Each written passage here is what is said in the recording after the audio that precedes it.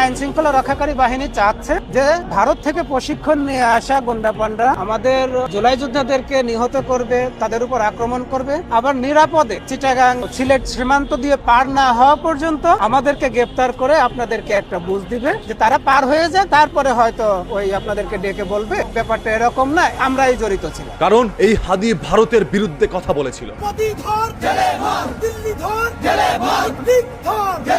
যারা এই ভারতের বিরুদ্ধে কথা বলছে তারা কেউ বেঁচে থাকতে পারে না, কারণ এই বাংলাদেশের ছায়াতলেই লুকিয়ে আছে ভারতের অঙ্গ সংগঠন, যাদের হাতে প্রাণ যাচ্ছে এই হাদিদের মতো মানুষের। এই দেশে কেউ সত্য কথা বলতে পারবে না, রাজপথে লড়াকো সৈনিক হতে পারবে না, তারাই দমে যাবে, তাদেরকেই দমিয়ে রাখবে কোন একটি রাজনৈতিক কুচক্র।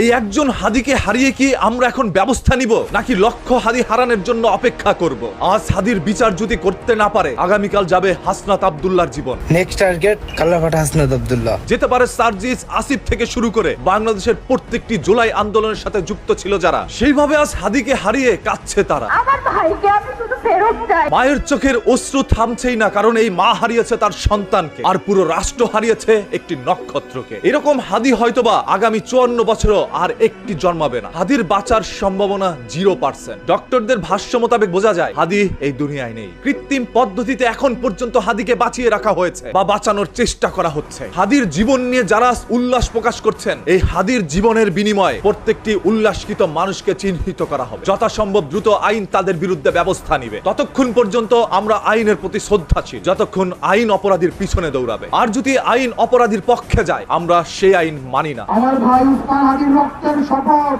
এই রাষ্ট্র চিকিৎসা দিয়ে হাদিকে বাঁচাতে পারে না, এই রাষ্ট্র সেই অপরাধীকে এখনো ধরতেও পারে নাই। এই রাষ্ট্রের কাছ থেকে আপনি আমি কি পাবো সেটা বোঝা শেষ। এই হলো আমার সোনার বাংলাদেশ। যে পিতা সন্তানের লাশ শনাক্ত করতে ভয় পায়, আমি তাকে ঘৃণা করি। যে ভাই এখনো নির্লজ্জ স্বাভাবিক হয়ে আছে, আমি তাকে ঘৃণা করি। যে শিক্ষক, বুদ্ধিজীবী, কবি, কেরানি প্রকাশ্য পথে এই হত্যার প্রতিশোধ চায় না, আমি তাকে ঘৃণা করি। এই মৃত্যু উপত্যকা আমার দেশ না, এই জল্লাদের উল্লাস মঞ্চ আমার দেশ না, এই বিস্তীর্ণ শ্মশান আমার দেশ না, এই রক্ত স্নাত কসাইখানা আমার দেশ না। ভাই আল্লাহ যদি আমাকে নিয়ে যায়, আমার বাচ্চাটার দিকে একটু খেয়াল রাখবেন। একটি বুলেট আমার জন্য অপেক্ষা করছে, যে বুলেটটি আমার শরীরকে ক্ষত বিক্ষত করে দিবে। সেই রকম একটি বুলেট অপেক্ষা করছে আপনার জন্য। তবে কে সেই বন্দুকটি চালাচ্ছে, কার কাঁধেই বা সেই বন্দুকটি রাখা হয়েছে, শনাক্ত করতে যদি হয় বাঙালি ব্যর্থ, তাহলে হাদির মতো করে জীবন যাবে এই বাংলাদেশের মানুষের শত শত।